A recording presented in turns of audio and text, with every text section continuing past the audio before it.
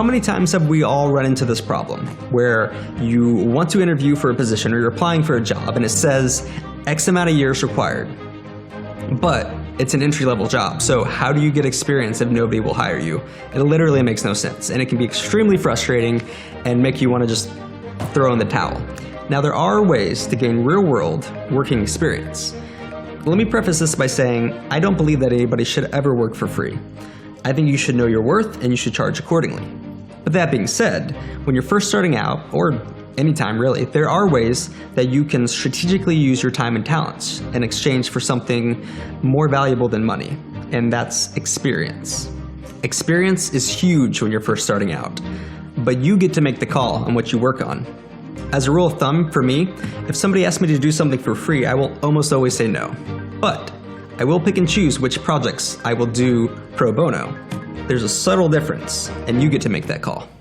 For instance, if there's a particular project or brand that I really want to work on, and they don't have the budget for it, I might work on it at no charge. Or if I want to help out friends or family or something like that. Here are a few ways that you can gain experience when you're still in school or looking for work.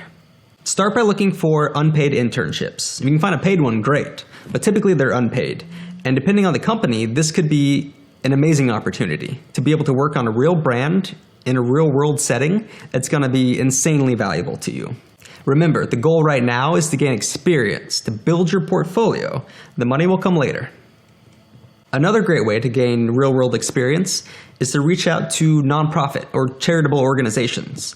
I mean, by definition, they literally are strapped for funds, so you offering to provide your services for free would be huge and great for you, so it's a win-win. And also, a lot of these organizations have deep connections to, bigger companies and influencer type people. So you could get the opportunity to network and leverage your work and put it out in the world. Plus, at the same time, it is nice to give back. Obviously, we all have bills to pay, but when you're able to, it's nice to be able to help out with some pro bono work. Or, if you're still keen to make a bit of cash, you can apply for contract or freelance gigs on sites like Freelancer, Upwork, and you can drastically undercut the competition to where you're practically giving it away for free. Most clients are going to find this very, very attractive and want to engage your services, and you can still make a few bucks at the same time. Also, the great thing about sites like Upwork is they handle lots of the unfun aspects of graphic design, such as lead generation, sales, invoicing, project management, the stuff that you really don't want to have to do, but eventually you'll get good at it. And you can then focus on the stuff you really care about, which is the work.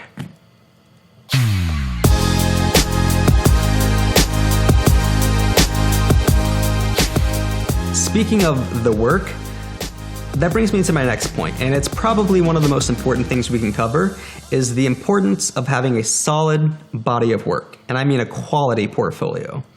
After all, it's pretty much I don't want to say the only thing, but the main thing that people care about when working with designers is they want to see the work. If you don't have a strong portfolio and can't get past this step, then the rest of this video is kind of a moot point. So you need to make sure that you have the work there, it's solid, and then you can move forward. Since there are many subsets of graphic design, things like branding, print design, UI UX design, editorial design, the list goes on and on. It is very helpful to have a wide range of projects to show in your portfolio. This way, if you're applying to a specific role, you can direct them to the parts of your portfolio that are the most relevant. For instance, if you're interviewing for let's say a UI UX design position, you wouldn't want to show them your editorial design or branding work first, necessarily. You want to show them the UI UX design stuff, and then you can show them the rest of it to show that you're well-rounded as a designer. Now, don't take variety as meaning showing lots of work, because that could be equally as detrimental. Less is more when it comes to your portfolio. You only want to show the best of the best. If you're trying to impress them by the sheer volume and depth of your work, it doesn't necessarily always work out in your favor. For instance, all it takes is one bad or weak project to totally demolish an otherwise stellar portfolio. As you improve over time with your skills, you should be always adding to your portfolio. And at the same time, you need to be removing the older projects that are no longer a good indication of your skill level. In and out, in and out. You should be updating all the time. Okay, great. you have an amazing portfolio, and you're ready to show it to the world. How do you do that? It used to be in the old days that you had to literally carry a giant book of all your work to meetings and interviews and stuff like that. Today it's all digital, so it makes it super easy to share it out and to always keep it current and relevant. So the question is, how do you show your work? Well, there's lots of different ways, and I would recommend using all the ones that suit your purposes, and don't limit yourself to just one platform or avenue. Since building a website from the ground up can take a lot of time, there's actually a lot of great resources already for showcasing portfolios online, specifically geared for designers. Sites like Behance or Dribbble are great ways for you to upload your work and be able to have access to them anywhere you are. Lots of creative directors or marketing directors or the people that want to hire you, they still like to see that you have a personal website. So that's where the fun part comes in. So after you've uploaded your portfolio to one of these pre-existing portfolio sites, now you can focus on building your own site. If you know how to code and you want to build a site literally from scratch, go for it. More power to you. But you don't necessarily have to do that. There's lots of great website builders already out there with amazing themes for designers and photographers and ways to show off your portfolio. Some of these sites like Wix or Squarespace, even WordPress are very intuitive and easy to use. And you should always be repurposing the assets from your other sites like Behance or something. There's no reason why you should be creating things twice. I mean, the goal is always to work smarter, not harder. Lastly, this brings us to social media. Social media can be a great way to get your work out there. If you want to keep your private life private, that's fine. You can always make a public account just for your work. And I would recommend being on the main sites that kind of suit your purposes. So, Facebook, Instagram, Twitter. If you have things like video or animation, you might consider YouTube or Vimeo as well. The importance of having a strong digital presence in this day and age can't be understated. Everybody's online looking for everything all the time. So you want to make finding your work easy, simple. And you should be updating your portfolio at least once a quarter, or whenever you have a particularly interesting or prominent project that you've worked on. But if you go more than a few quarters or a few years without touching it or updating it, there's a problem. Another good idea at this stage is to ask for feedback and critique from fellow designers. And it could be, other students or professionals that are already working in the industry, because oftentimes we're so close to our work that we really can't see it for what it is. So having a fresh set of eyes to kind of give you that, outside perspective and feedback can be very valuable. Because, when you're looking for work and you're marketing yourself, you want to put your best foot forward. So you want to make sure that your portfolio is as good as it can possibly be.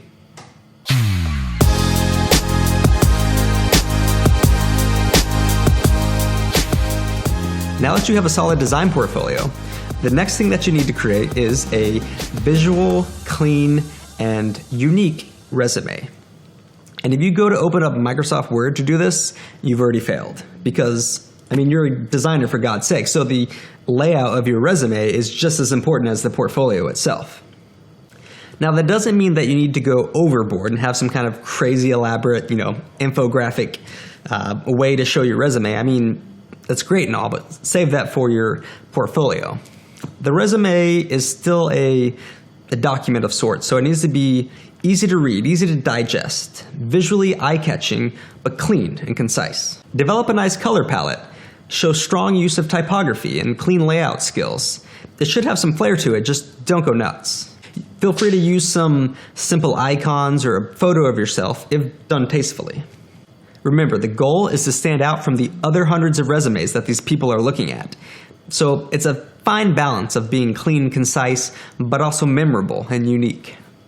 And it should be no more than a single page in length. We're not trying to show your whole life's work here. We're just trying to give them a taste of who you are and what you've done. If you really need to, you could use, a second page, but I would really try to keep it down to a single page. And don't put too much emphasis on things like Adobe Suite or Microsoft Office. These are fundamental skills that they're going to assume that you know how to do as a professional in the space. Instead, focus on your strengths, your accomplishments, what makes you unique.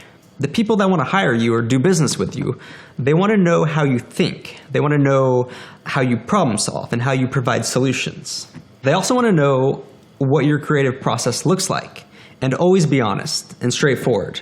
If you only had a small part in a project, just take credit for what you did. You can talk about the project as a whole, but trying to stretch the truth is, obviously dishonest and can also come back to bite you.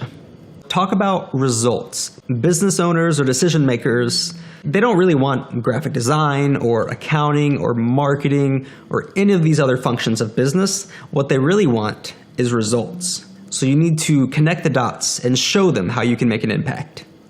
Lastly, and most importantly, a spell check. This is an amateur hour. Don't have your entire resume be thrown in the garbage because you don't know which there or there to use in a sentence.